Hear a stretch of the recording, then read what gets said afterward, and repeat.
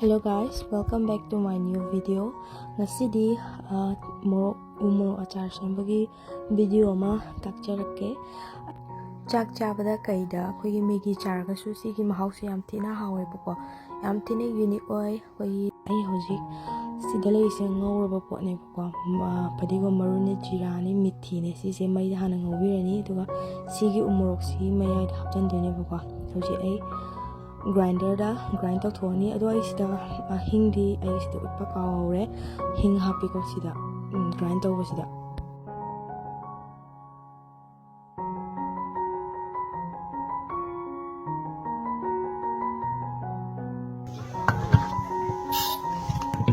ado si takpa lore hai to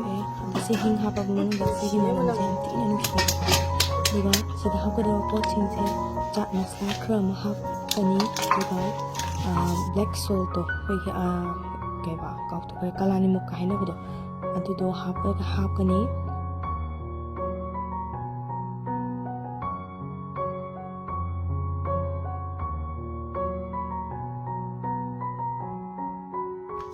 tike amo rye powder se krama adu mai ki mahau do ka ma phone ko kon ta na ba rye powder hawi dena ko duwa champra do masung ai de amaga ta khai hape ani hap su dum ka su kai de vinegar gi mutta ko mo mon to chan la ga khai ha ni silin boy ke boy ta ba haw na ne ko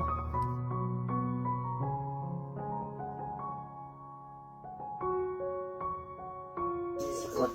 pa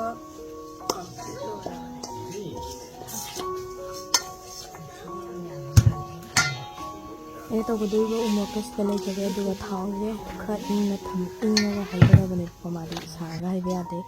इंगा थमे ए सिदा मोरok से ता खाइ खाइ दो एमे आई दा मे ता खाइ खाइ दो अगा थमे सि मनुंग हापचन भरेज की मसला गइदो हापचन ले को मनुंग दा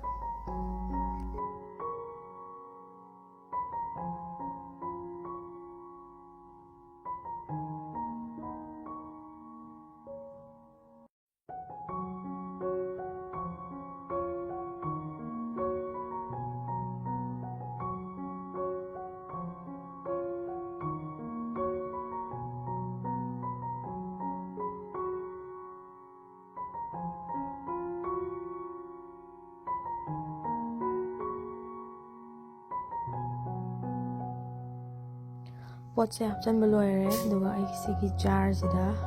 achar pickle bagi kano janam hoi mix fruit hapok bagi kano kokta do ne ba sidai sida hapchal le koi achar hapa sidi li gumba hapane na hawe do na li doin tawbiyo ayambana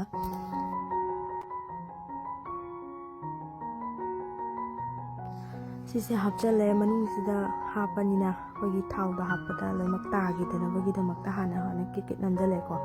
dui matung da thau aing bodong haibi ro thau aing ba haise amunba mullaba aing bodune ko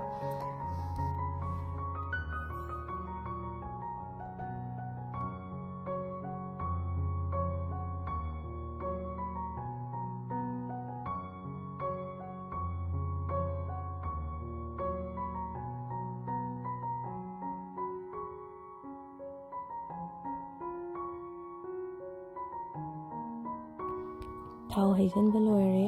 duga numit humni sigi makhum se kaidana thambiyo duga numit humni gi matung na chabiyo duga na aduna hen haw bane ba ko sida leire ai gi mo achar se